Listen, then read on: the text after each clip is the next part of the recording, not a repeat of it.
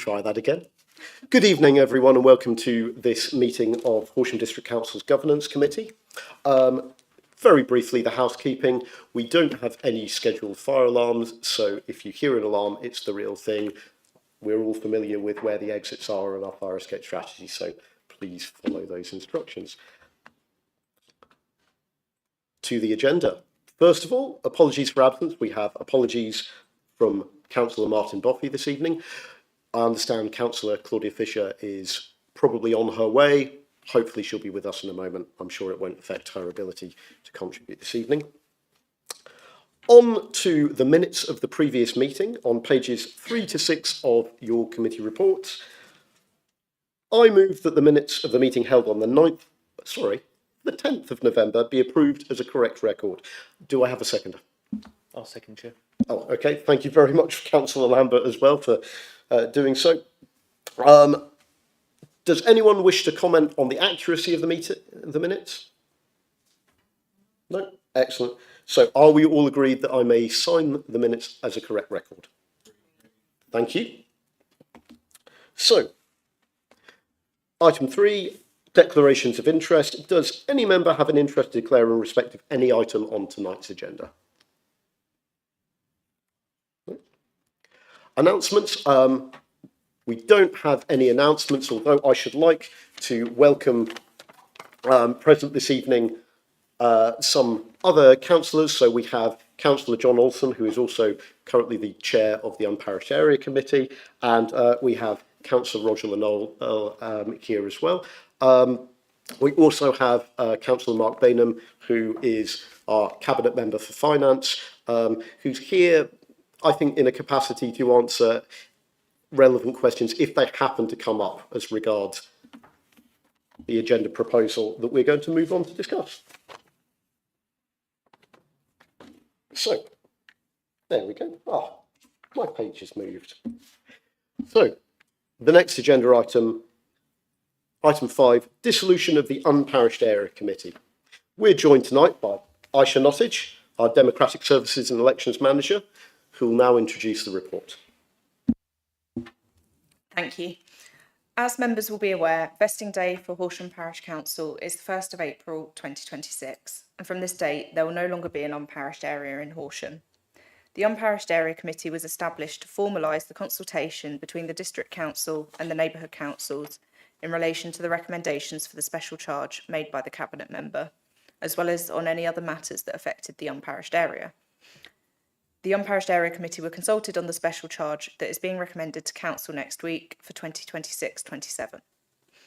Given that the Parish Council is being established, it's proposed that the committee is dissolved and the related lines in the scheme of allowances are removed. The Governance Committee are asked to note that the Cabinet Member will consult with ward members and the new Parish Council on any proposed retention of, changes to, or the removal of the special charge for any financial year. And the Governance Committee are also asked to keep the need for a dedicated committee under review should the special charge continue beyond 2026-27.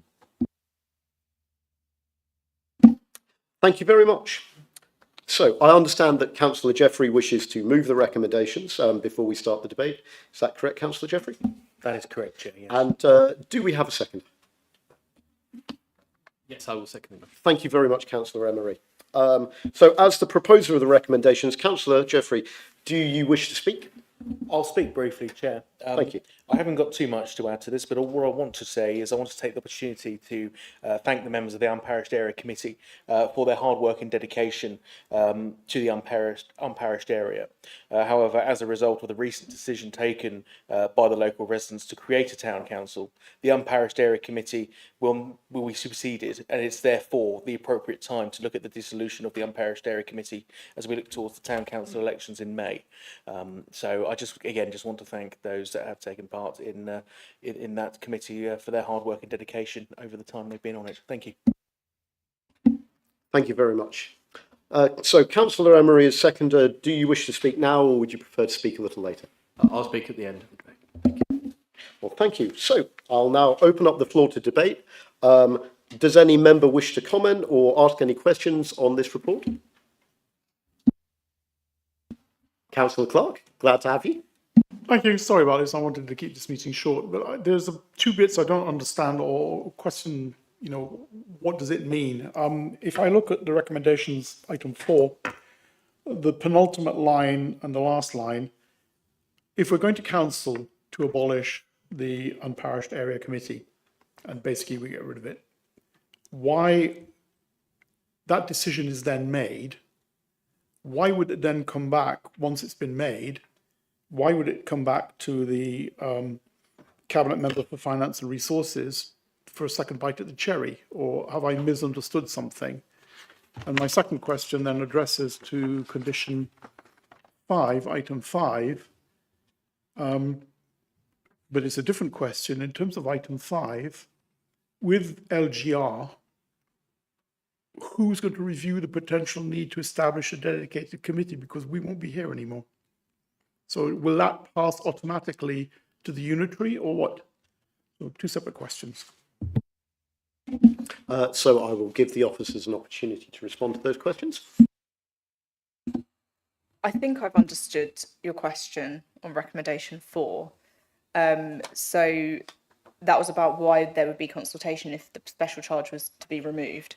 So essentially what I would anticipate is that the Cabinet member might be envisaging that there was no need for a special charge and would reach out to the ward members and the parish council to advise them formally that there wasn't intending to be one. There are lines obviously at the moment in the special charge. So the ward members would be, and the parish council would likely be interested to know what's happening to those line items, etc. So, can I come back, Chairman? Yes.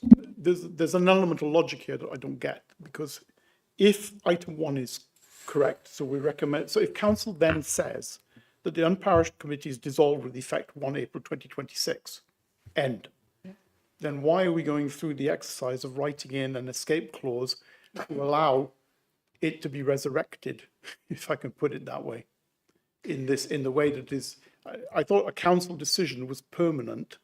Well, as permanent as these things can be. Do you get the gist of what I'm trying to say? no, I do understand.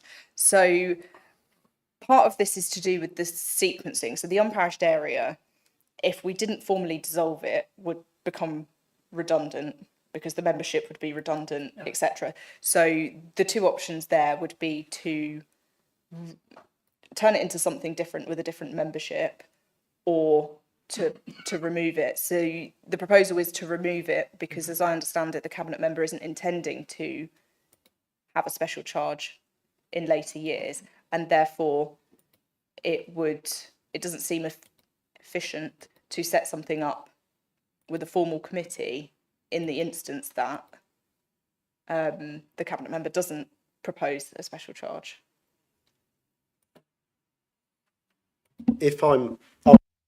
I shall allow the monitoring officer to. I think that we are preserving the ability for a similar committee to be convened at a later date should the special charge not be phased out entirely. So we're preserving our options. And in that case, we'd have to return to full council to establish a committee to consider such matters via the governance committee. Absolutely. That's the rationale. It would come back to council then, because as I read clause 1, we're abolishing it, it's gone. That's absolutely correct. So I don't see it being Lazarus. No, the governance committee has the ability to make recommendations to full council for the constitution and establishment of other committees to consider such similar matters, should we deem it appropriate to do so, should the special charge not be phased out. Thank you. So that's question 1. Yes, if I were permitted to just add a little bit further, I think it seems sense to have some facility to maintain a transparent and public means by which residents might have their views expressed on any further instance of a special charge. Now, that's not a statutory responsibility. That's been a long-standing discretionary convention that this district council has afforded to the unparished area when it exists in regard to setting the special charge. And we do want to ensure that that facility remains to us should it be necessary. But obviously the unparished area committee is no longer the appropriate way by which that ought to operate, given that there will no longer be an unparished area. So hopefully that settles that question. Well, thank you, Chairman. I mean, it's a shame that we don't have that facility for every other parish council in the district, because you're basically giving Horsham Town Parish Council effectively special treatment in a way. I don't regard that as such. And I'm the cabinet member for finance might wish to proffer an opinion on that. Regardless, that is a matter that is beyond the scope of the governance committee, particularly. But ultimately, that has been a historical way of addressing an unusual quirk of the way in which our district has been constituted, whereby we have had an unparished area covering a large part of our town. And I commend this committee for the work that they've done in resolving that particular inconsistency. Nevertheless, it feels appropriate that we have some facility to allow people in a public and transparent way to engage with decisions until those elections take place and a more appropriate way exists for that parish council to raise its own precept. So I'll open it up to other members. Sorry, Council- Chairman, there was a second question. Oh, that's I still apologise. outstanding. If it might be useful for officers and members, if you would be able to restate that for us So to the understand. second question was, it says here to keep under review the potential need, et cetera, et cetera, et cetera. Well, my question then arises is, we're going to disappear in 2028, if not sooner. What then happens in the terms and the context of LGR? Where does it get handed on? So if officers wish to say something at this point, they're welcome to. That would be beyond the scope of this organisation. That would fall to the unitary to consider at that point in time. But I think, if I'm right in assuming, that it is the cabinet members' desire to phase out the special charge entirely. So I can't see this issue arising in the future. Okay. One further thing that I might suggest was regard to timelines. We have a clear date for which elections will take place for the parish council, and then therefore they will be constituted and have power to raise their own precept. At such time, any need for any particular special charge will likely change.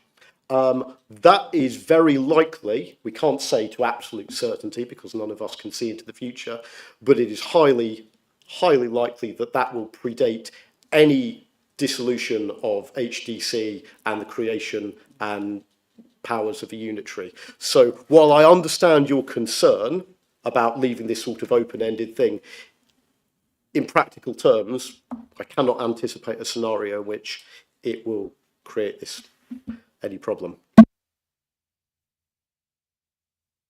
Sorry, Councillor Lambert, thank you. Thank you, Chairman. I think you've partially answered my question.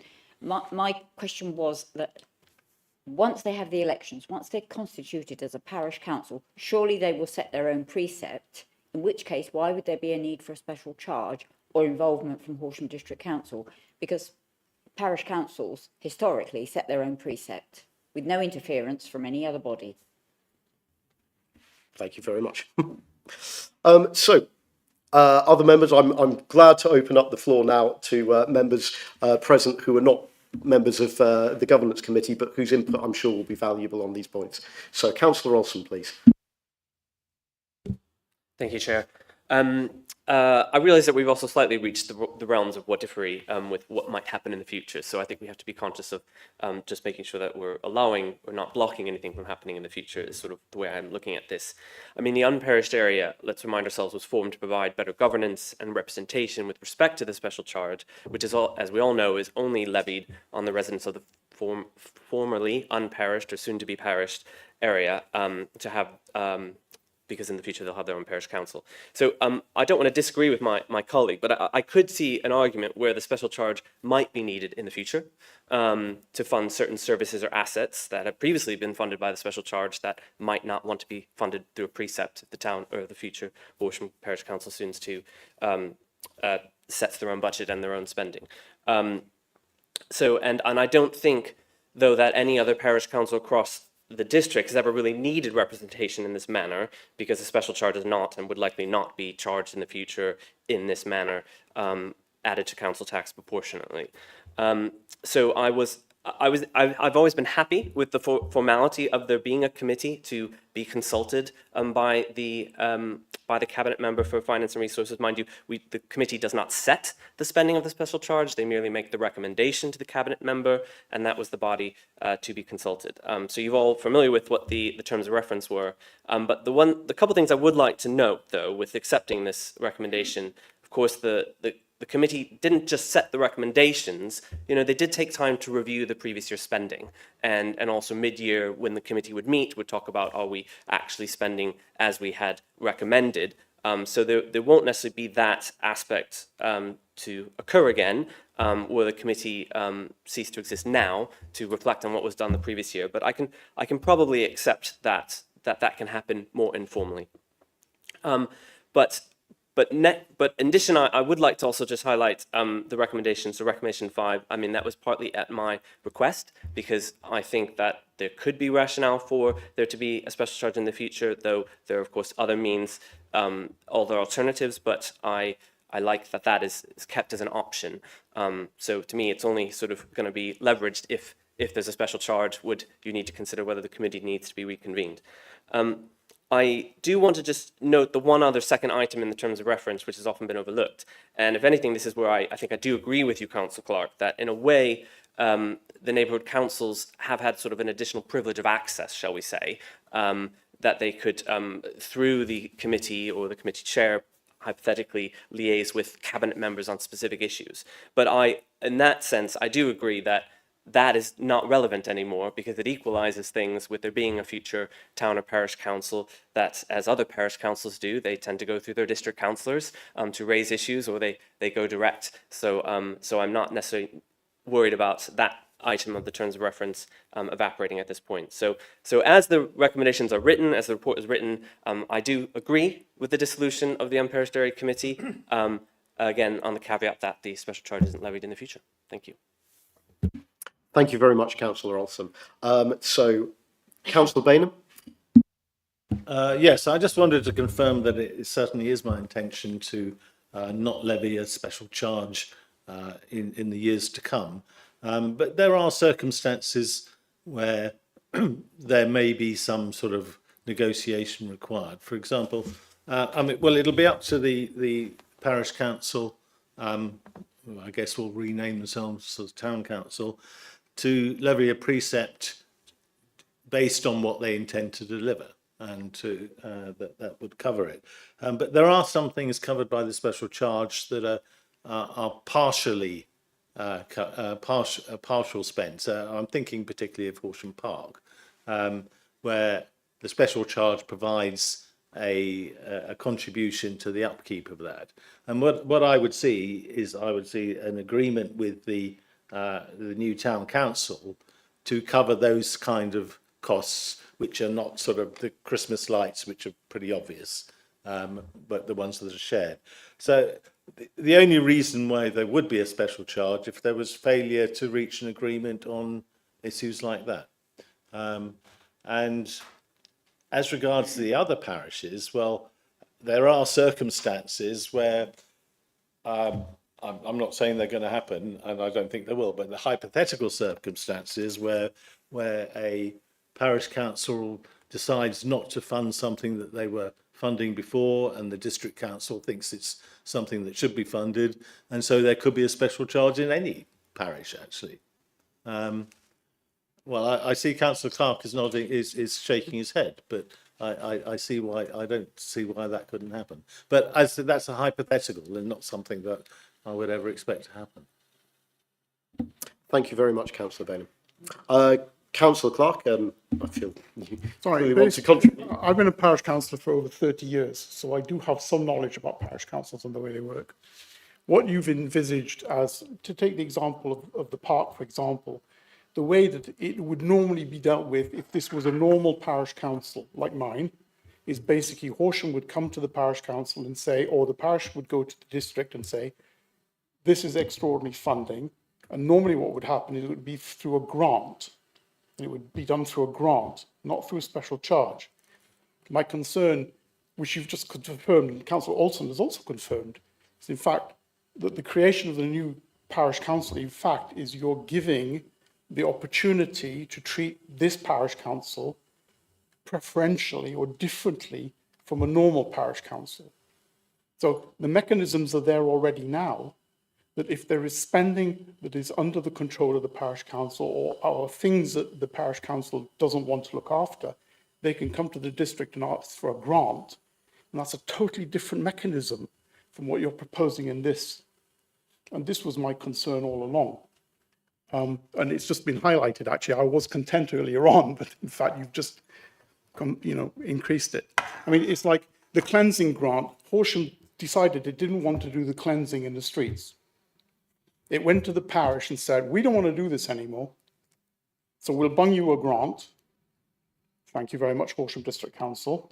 And we've kept our own streets clean. Do you see the mechanism I'm trying to say? And basically what's being proposed at the moment is not in line with what has happened before and is not the way the other parish councils are treated. And that's my concern. Councillor Ben? It's actually the reverse of that. I mean, I don't expect this thing to happen, but I'm saying that there's a hypothetical possibility that not that Horsham would give a grant to the parish council, but the parish council would stop not to take on something that the district was doing, but the parish would stop doing something, and then the district comes in to pay for that, and then thinks, well, there has to be some sort of recharge mechanism for that. Now, because that was done for Horsham, the unparished area, it means theoretically it could actually be done for a parished area as well. But I think we're getting into the lines of very unlikely hypothecation here. But I was just putting that up as a possible reason why there may be a resolution. A Lazarus event, if you like, but it's not one that I'm recommending at all. I just like to nail things down. I quite agree, Councillor Clark. I will now offer the opportunity to contribute to Councillor Knoll, who has come along this evening. Thank you, Chairman. Since we're talking hypotheses at the moment, surely the inevitability of the abolition of the unparished area will lead to a town council. And once a town council is established, surely that'll have the power to levy a town council tax for any extra expenditure which they may foresee won't be covered by the new parish charges. So Councillor Bevis, we'll come to you. Sorry, Chairman. Yeah, I must admit I'm leaning much more towards Councillor Clark. I think if this hypothetical situation arose where something the parishes were providing, the parishes decided to stop, surely that the whole essence of localism is that's what parishes are there for. And if they decide to stop it, then I think it's totally unreasonable for the district council to suddenly levy a special charge to overturn a decision that's been made democratically by a parish council. So I don't feel that that is what indeed anybody is proposing or even contemplating to be the case. And I think that it would behoove us all as a committee to attend to realities rather than speculations here. We're wandering quite far into the realms of what-ifery, to use Councillor Olsen's phrase. I think that the recommendations in front of us and before us do require us to have a certain regard to the possibilities of the immediate future, but we have had some clear context given to us by the current Cabinet Member for Finance, and for the immediate future between now and the establishment of that town council, whose powers many of you have eloquently expressed in terms of how they shall set their funding.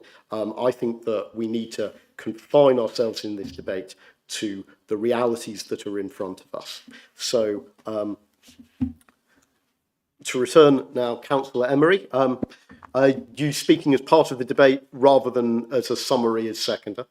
Yes, Chairman, I'm speaking as part of the debate. Could I just ask for clarification from the monitoring office on those 2 points in respect to the Constitution? Does the Constitution, A, allow for a tax to be charged in addition to the normal charge that a parish would charge? And secondly, whether the discussions we've had between Councillor Clark and Councillor Bainham, is it the case that the Constitution does permit the district council to make an additional charge as an alternative to the issuing of a grant? The Constitution doesn't provide for these matters, no. But I think the legislative framework sits under the Local Government Finance Act 1992, and I believe that a special charge can be made to any area that is parish as well as unparish. But I'd have to verify the legality sitting behind that because it's quite a niche point legally. Thank you very much. Thank you. Do we have any further contributions to the debate before I extend that to Councillor Emery and seconder to make any concluding comments that he wishes to make? Okay, Councillor Emery. Thank you, Chairman. I have no further comments to make, so it should be as good. Okay, thank you very much. So, Councillor Jeffrey, you do have, as proposer, the right to reply now if you wish to exercise it and to make any further comments. Thank you, Chair. I think at this time I don't have anything else further to add. Thank you. Okay, thank you. In which case, we can now move to a vote on the recommendations. They are rather extensive. If the committee will permit me, I will say we will vote on the recommendations as written in the report rather than reading them out clause by clause. Are we all happy with that? Okay, in which case we move to a vote. All those in favour of the recommendations? Any against? Okay. No abstentions, and we note that Councillor Fisher is not here. She has absented. There's been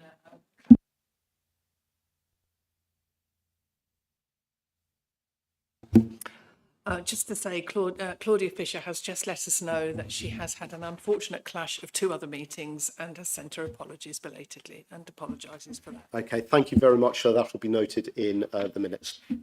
Appreciated.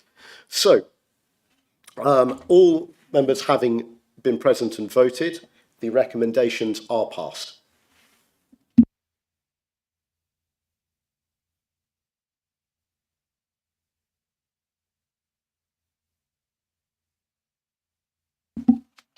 So, we're now going to move on to the next item on the agenda.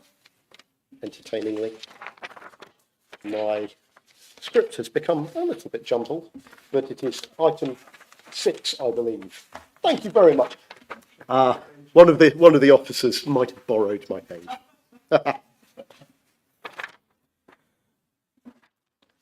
So, thank you very much. So, item 6 is the community governance review, and once again, we can call on our Democratic Services Elections Manager, Isham Nottage, to introduce the officer's report. Thank you.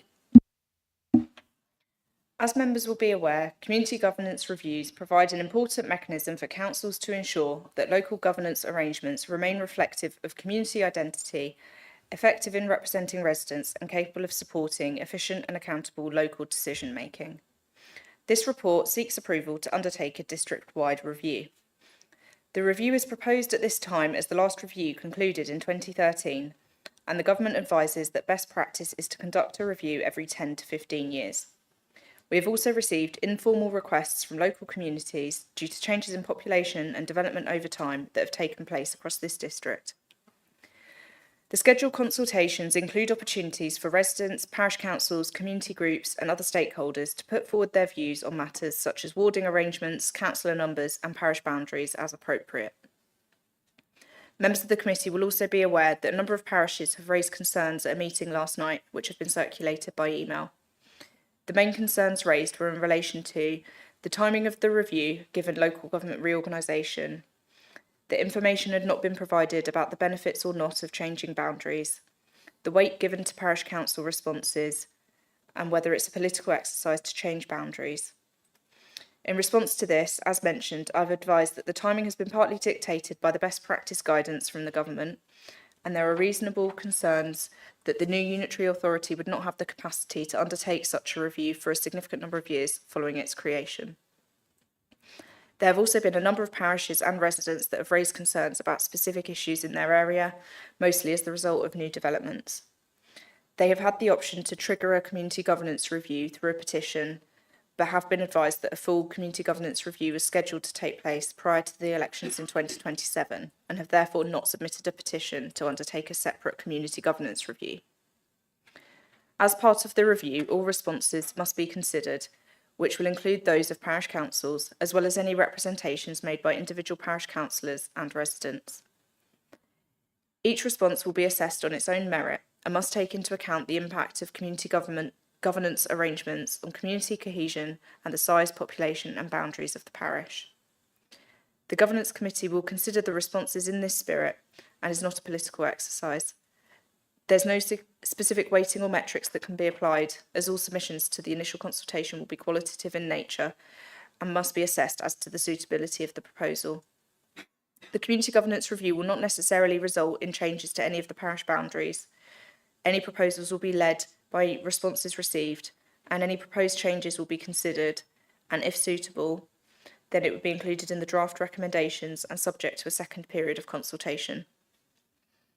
There's not been any information provided about the benefits or not of changing the parish boundaries, as at present this hasn't been proposed.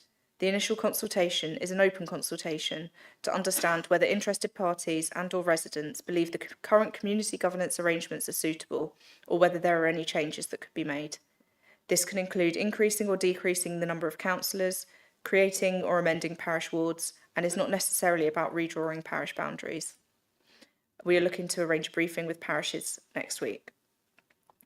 The committee has recommended to approve that a review is undertaken, approve the timetable and terms of reference, and delegate authority to the monitoring officer and myself in consultation with the chair of the committee to undertake all steps necessary to complete the review.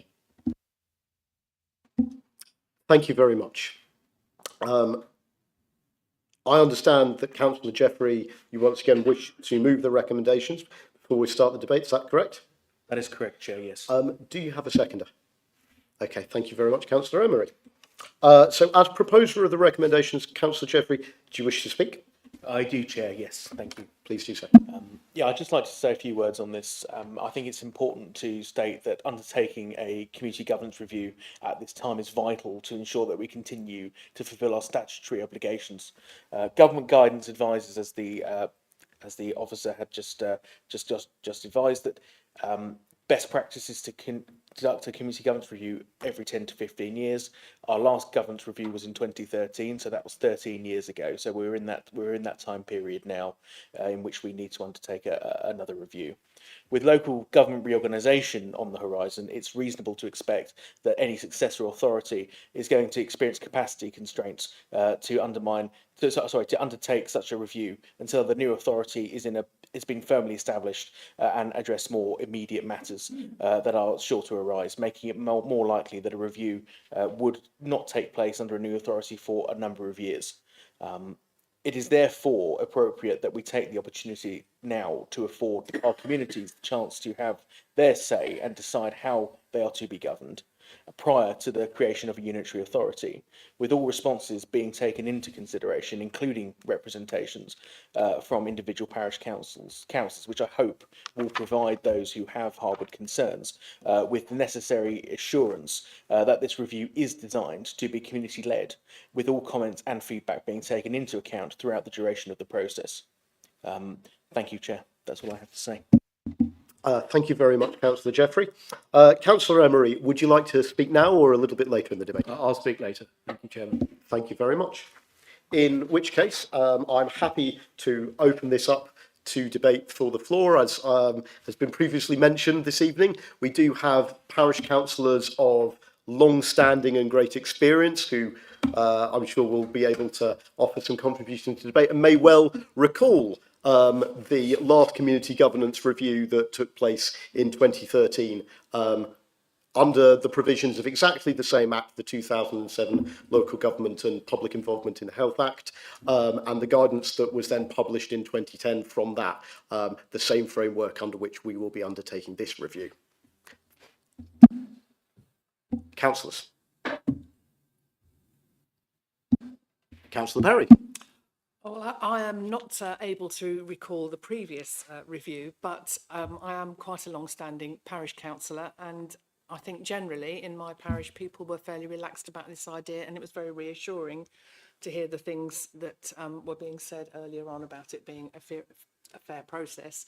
But in the light of what Aisha mentioned, the email that came round today, someone has said to me, can we have some reassurance that Horsham doesn't have preconceived ideas on what they want out of this?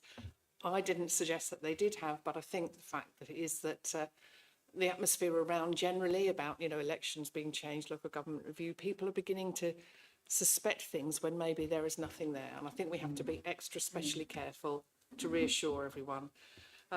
Just quickly, someone did come to me and say regarding the change of name, if they were to have a debate, is it possible for a parish council to change its name from a parish council to a community council, or is it only changing the name of the area represented? So that's just a question that you might be able to reflect on as well. But generally, I think people welcome the idea of this review.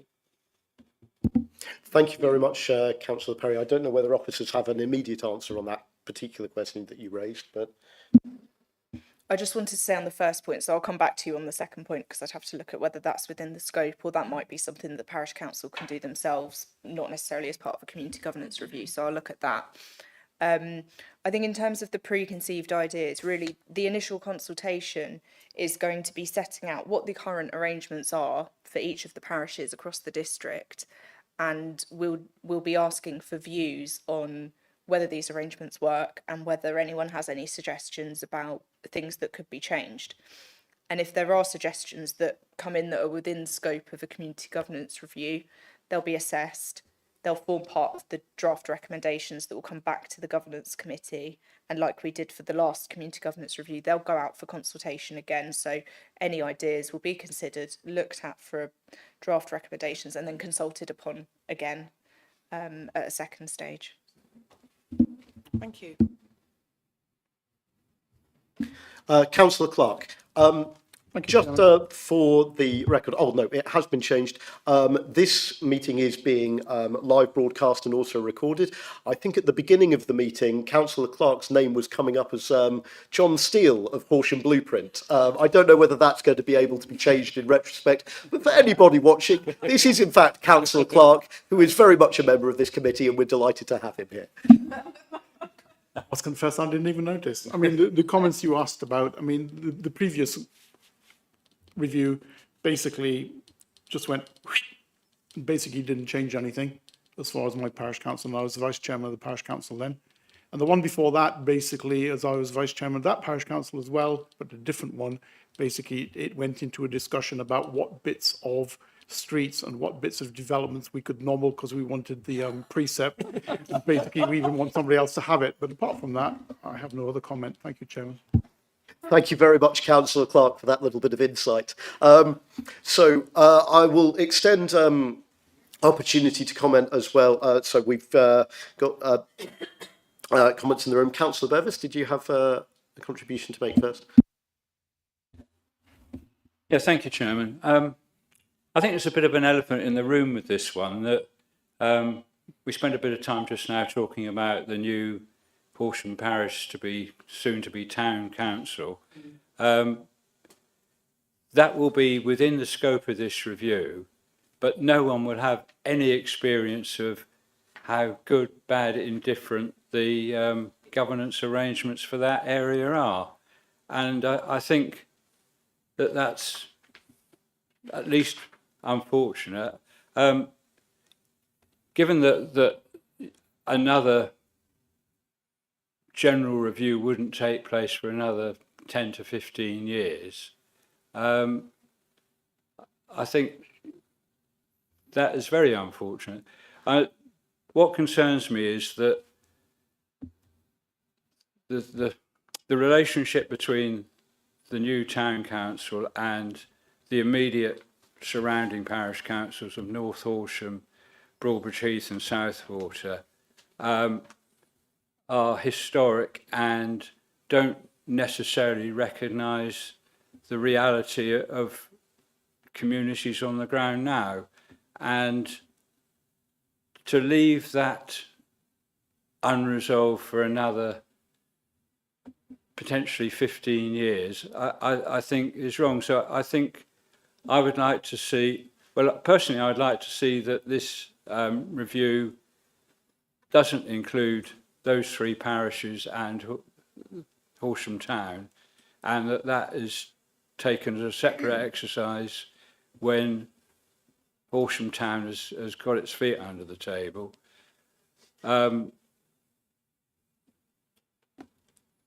That's basically my recommendation. I think any other approach doesn't really reflect the reality on the ground. So thank you very much, Councillor Bevis. I ought to note in passing that all those parishes that bound what is currently an unparish but will very soon become a parished area in town also happen to bound quite a number of other parishes on other borders. For instance, my own ward, Broadbridge Heath, which shares a boundary with Slinfold and Warnham. And there are changing material circumstances of the communities that the parish council and residents have expressed to me that affect them and might form part of a response that they would wish to make in a district-wide community governance review, which are not related to, or perhaps don't have such a direct bearing on, the particular issue that you mentioned. I don't feel that there's a strong deficit here, given that we have just engaged in a community governance review, particularly related to the Horsham unparished area. Obviously, things will evolve related to that. Our communities have evolved quite considerably in the last 13 years, as has been noted by some other members, including Councillor Jeffrey. A community, a district-wide review gives the widest possible opportunity for those communities to indicate how they might like to be governed in the future. So we'll see how members feel about the points that you raise. Councillor Emery, I just wanted to ask, as seconder, are you do you have a question to raise, or are you going to speak now as seconder? I'm asking a question. Okay. Could I just ask for clarification on page 23, the timetable, in light of the very recent decision by central government to reintroduce West Sussex County Council elections in May, whether we still are comfortable with that timetable, that we do actually have the capacity within democratic services to run this to the set out timetable, as well as supporting at such a short period of notice the county council elections. So that's a fine question that I shall turn over to the officers. Thank you. Yes, we will have capacity to deliver this on this timetable. It was first drafted much earlier when the situation was different, and we've also we've included that we'll be using a consultant on this, as it's such a large piece of work, to assist with the delivery and assessing all of the representations that come in and producing the proposals. Thank you very much. So before I return to you, Councillor Emery, do any other members present, not part of this committee, wish to contribute any points to this debate? Councillor Bainham. Yes, thank you. I just want to follow up on what Councillor Perry was saying around the the feelings among some of the parish councils, because the meeting to which Aisha was referring to last night was one of I was at that meeting. It's one of a series of engagement meetings with parishes, and it wasn't specifically about the governance review, but that was one item on a fairly long list of agenda list. So in this current round of engagement meetings, that it's been divided. There have been 4. Well, actually, there have been 3, and there's one that's happening next week. In 2 out of 3, and the same subjects were covered. In 2 out of 3, there wasn't really any concerns raised about the governance review, but the one last night, which was covering the sort of the southwest parishes, there was an immediate response that, oh, the council must have a preset agenda here and has a plan of what it wants to do. And that's, I mean, I did my best to disavow the councillors sitting there, but some of them weren't really having it. And so that, I think, resulted in the email that was sent to Aisha. And although the email says everybody agreed this, everybody agreed that, there were some loud voices, and there were some voices that didn't say anything at all. So it'd be difficult to say that that was a unanimous feeling of the meeting. But the other point was there was a fairly strong view that we shouldn't be doing this before local government, because that's going to change local government reorganisation, because that's going to change everything. Whereas I think it's a much more reasonable approach to do it before, so that you can take account of the changing landscape. Because within the next 4 weeks, we're going to know what our unitary is going to look like, and so I think that is a feature that hasn't appeared, hasn't been relevant in previous parish council governance reviews, because those changes weren't happening. I don't know what happened back in 1974, but more in recent times. So there is a bit of concern about, and I think it's important that the council makes clear that this is a ground level up review, and that we don't have any hidden agenda, because honestly we don't.